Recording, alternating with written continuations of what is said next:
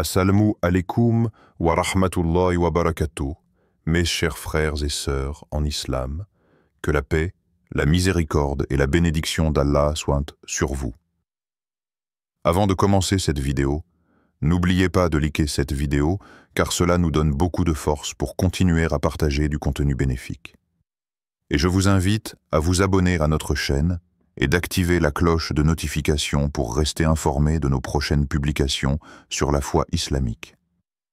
Mes frères et sœurs, je vous demande de rester connectés jusqu'à la fin de la vidéo pour découvrir tous les secrets. Quand ton cœur se serre sans raison, un langage divin que ton âme reconnaît. Tu marches, tu vis ta journée normalement. Rien d'extraordinaire ne se passe. Mais soudainement, ton cœur se serre. Tu n'as pas reçu de mauvaises nouvelles. Tu ne penses même pas à quelque chose de triste. Et pourtant, cette sensation profonde te prend au centre de la poitrine. C'est comme une pression invisible, une lourdeur subtile que personne ne voit, mais que toi, tu ressens pleinement. Alors tu te demandes, pourquoi est-ce que je me sens comme ça? Et si cette question, justement, était une réponse?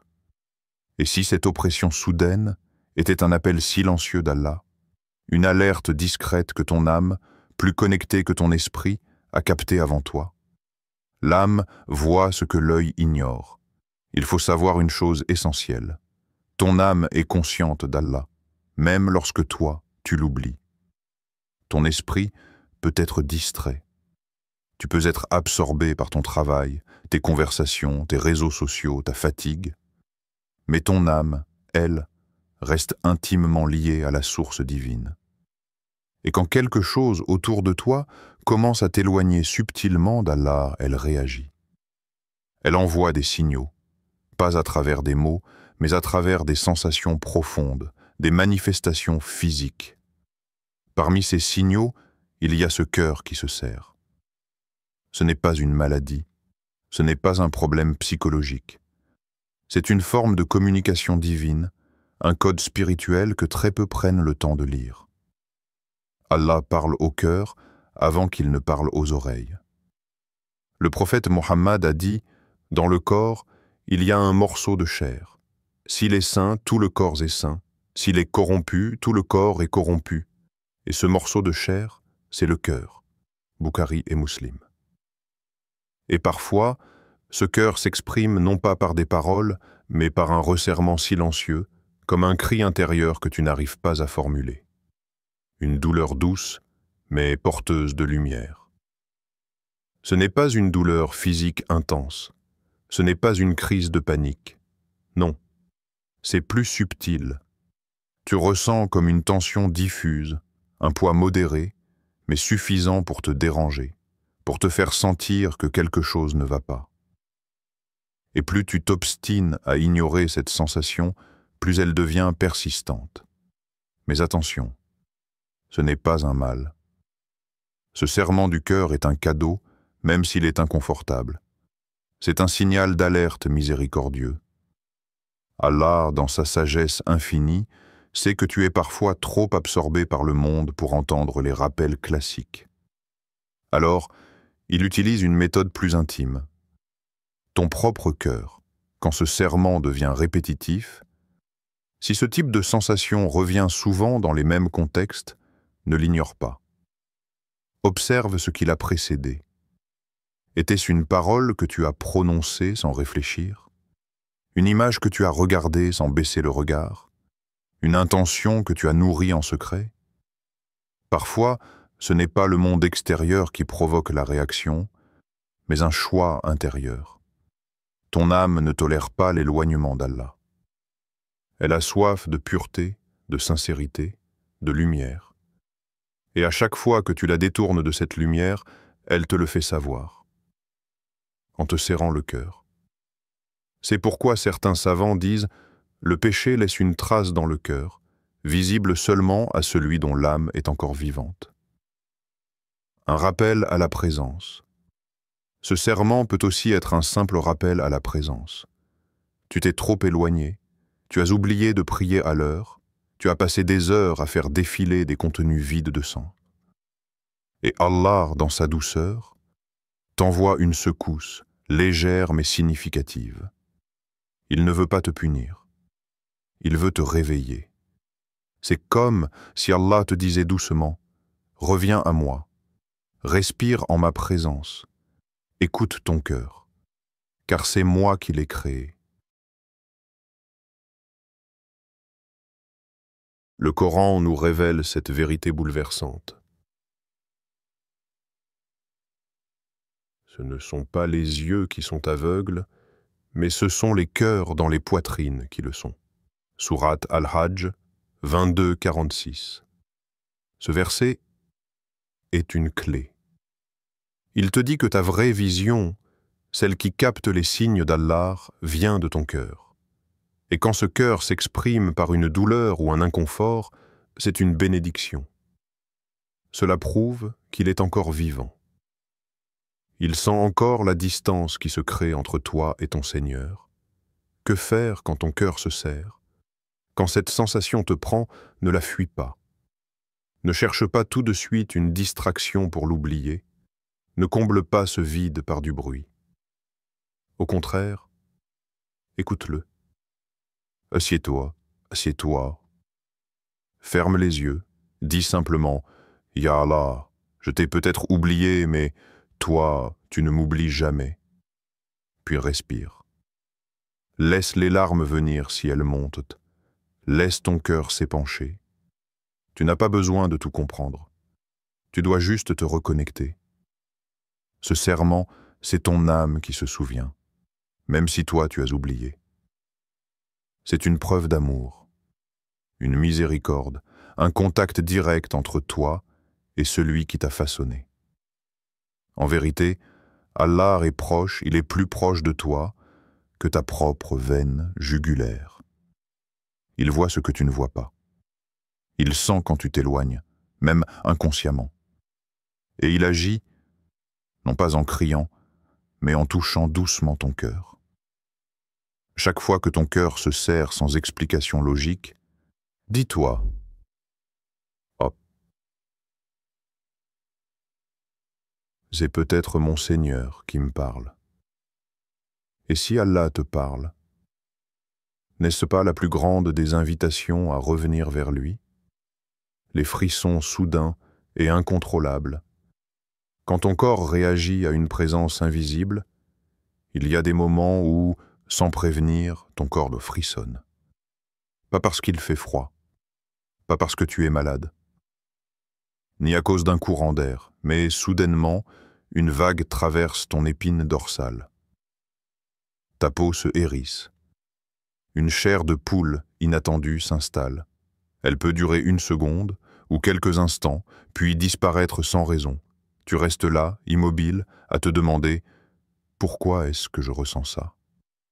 Et si ce frisson était un souffle spirituel, un signe subtil qu'Allah dépose sur ton corps pour attirer ton attention sur une réalité plus profonde, plus invisible? Ton corps réagit à l'invisible plus que tu ne l'imagines. L'univers que tu vois n'est qu'un voile. Il y a un monde caché, un monde spirituel, qui t'entoure à chaque instant. Des anges, des ondes, des messages, des énergies divines que tu ne vois pas, mais que ton corps, lui, ressent. Oui, parfois, ton corps devient un capteur, une antenne spirituelle qui perçoit la présence du sacré, de l'invisible, de l'au-delà. Et les frissons, en islam, ne sont pas anodins. Ce sont des manifestations sensibles de ce qui touche ton cœur. D'ailleurs, Allah le mentionne dans le Coran d'une manière bouleversante. Dieu a fait descendre le plus beau des messages, un livre cohérent et répété. La peau de ceux qui craignent leur Seigneur frissonne à sa lecture. Puis leur cœur et leur corps s'apaisent au rappel d'Allah. Ces frissons ne sont pas de simples réactions physiques. Ils sont les empreintes de ton lien avec Allah, les signes que ta foi vit encore en toi, même lorsque ta bouche est silencieuse. Même lorsque tu doutes ou que tu t'égares un peu, Allah continue de t'envoyer des rappels doux mais puissants, Et parfois, ils prennent la forme d'un frisson, des larmes qui coulent sans explication. Quand ton âme parle avant toi, il arrive que tu pleures, sans raison apparente. Tu n'as pas mal, tu n'es pas triste, tu n'as pas reçu de mauvaises nouvelles. Et pourtant, tes yeux se remplissent d'eau. Les larmes montent toutes seules, parfois en silence, parfois avec une émotion que tu ne comprends même pas. Et là, tu te demandes, pourquoi est-ce que je pleure? Tu regardes autour de toi, il n'y a rien de spécial. Mais en toi, quelque chose s'est brisé. Ou peut-être, quelque chose s'est ouvert. Une porte, une lumière, un souvenir profond, un appel qui ne vient ni de ta pensée, ni de ton corps. Ce sont les larmes de l'âme. Et souvent, c'est Allah qui t'envoie ce moment comme un rappel intime. Un moment sacré où il te parle sans mots. Larmes silencieuses, conversation divine lorsque ton âme ressent ce que ta langue ne sait pas dire, c'est là que les larmes deviennent une langue sacrée. Elles disent ce que tu n'oses pas formuler. Elles révèlent une douleur enfouie, un manque, un besoin d'Allah que tu ne savais même pas porter. Ce n'est pas un hasard si le prophète nous a tant parlé des larmes sincères. Dans un hadith authentique, il est dit « Deux yeux ne seront jamais touchés par le feu de l'enfer. Un œil qui a pleuré par crainte d'Allah et un œil qui a veillé pour la cause d'Allah. » Rapporté par At-Tirmidhi. Ces larmes-là sont des signes de proximité. Elles ne sont pas faiblesse, elles sont lumière. Et si elles viennent sans que tu les comprennes, il est fort possible que ce soit Allah qui touche ton cœur à ce moment-là. L'âme ne ment jamais. Tu peux contrôler ton visage, ton langage, ton attitude, mais tu ne peux pas contrôler ton âme. Et lorsqu'Allah t'envoie une secousse intérieure, elle remonte à la surface, elle déborde. Et cela donne des larmes. Pas toujours visibles. Parfois, ce sont juste des yeux humides. D'autres fois, une rivière discrète, alors que tu pries, que tu es seul ou que tu écoutes un rappel. C'est une manière qu'Allah a de t'atteindre au-delà du mental. Un moyen pour lui de dire « Je suis là, je vois ta douleur, je n'ai pas oublié ta prière. » Et parfois même, tu pleures sans douleur ni peur, mais avec beaucoup d'amour et de paix. Ce sont des larmes de retour à Allah, des larmes qui lavent ton cœur de ce que tu ne savais même pas que tu portais. Le Coran fait pleurer ceux qui ressentent. Dans le Coran, Allah parle de ceux qui pleurent à la récitation de ces versets, et ils tombent prosternés, pleurant, et cela augmente leur humilité. Sourate Al-Isra, 17, 109.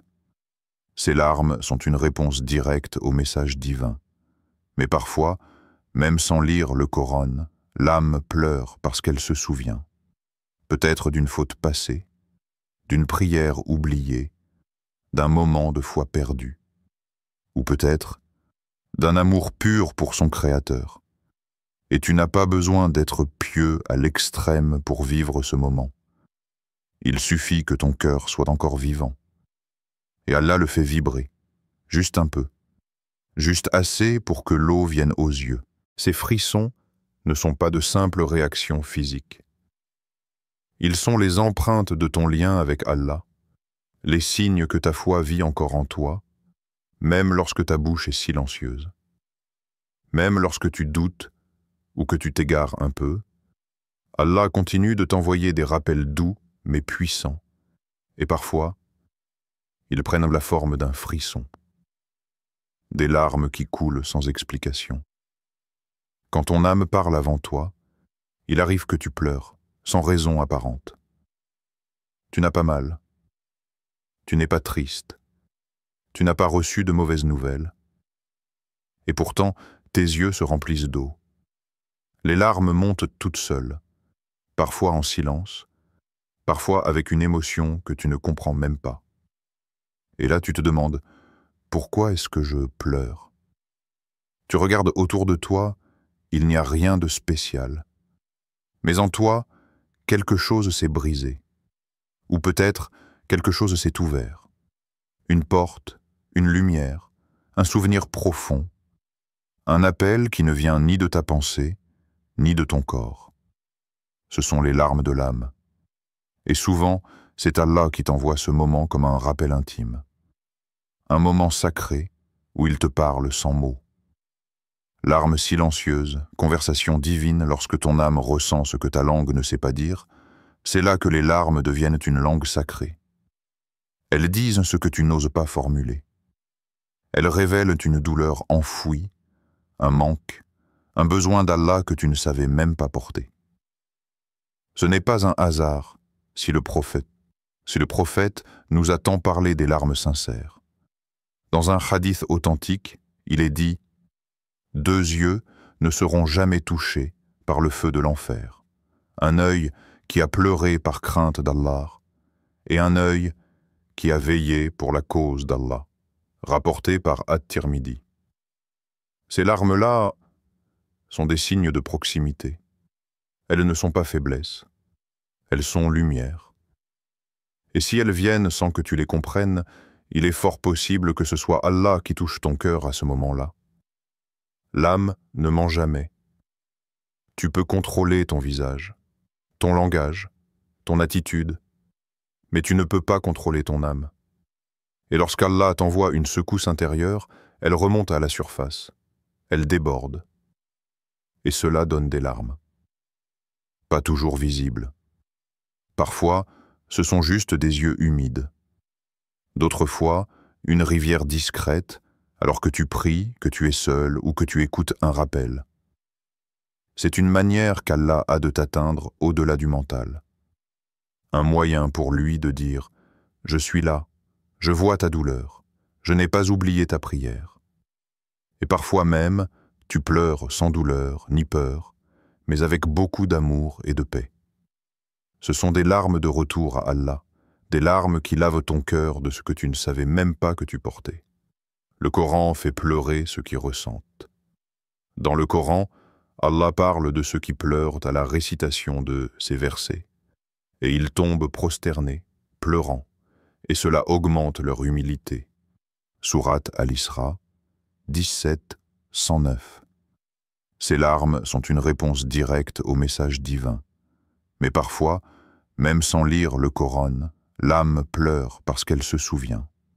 Peut-être d'une faute passée, d'une prière oubliée, d'un moment de foi perdu. Ou peut-être d'un amour pur pour son Créateur. Et tu n'as pas besoin d'être pieux à l'extrême pour vivre ce moment. Il suffit que ton cœur soit encore vivant. Et Allah le fait vibrer, juste un peu, juste assez pour que l'eau vienne aux yeux. Ces pleurs sont des nettoyages célestes. Les larmes sans explication sont parfois les plus puissantes, car elles nettoient sans faire de bruit. Elles purifient sans éclat. Allah sait tout ce que tu portes, tous ces regrets, ces blessures, ces douleurs que tu n'as jamais dites à personne, et il t'aide à les libérer, à sa façon, avec douceur. Tu ne le sais peut-être pas, mais chaque larme qui tombe est une miséricorde, une trace de son amour. Même si tu ne comprends pas pourquoi tu pleures, Allah, lui, comprend. Il t'écoute, il te répond, il te console, il t'apaise. Ne retiens pas ce qui est sacré, ne dis jamais « je ne veux pas pleurer ». Ne sois pas gêné, car pleurer, dans le silence, dans la prière, dans la solitude, c'est parfois le moment où Allah te regarde avec le plus d'amour. Ces larmes sont des prières que ton cœur a faites sans en être conscient. Et Allah les a entendues. Et il y a peut-être dans cette larme une réponse, une guérison, un avenir qui se prépare. Que faire quand tu pleures sans raison? Lève les mains et dis doucement « Ya Allah, je ne sais pas pourquoi je pleure. Mais toi, tu le sais. Si ces larmes viennent de toi, accepte-les comme une sadaka de mon cœur. Si elles viennent de ma douleur, apaise-la. Si elles viennent de mon amour pour toi, augmente-le et laisse couler. Laisse ton cœur se libérer. Et rappelle-toi que parfois, la larme d'un instant vaut plus qu'une prière entière dite sans attention. Chers frères et sœurs en islam, n'oubliez pas encore de liker cette vidéo et de vous abonner sur cette chaîne. Qu'Allah vous bénisse.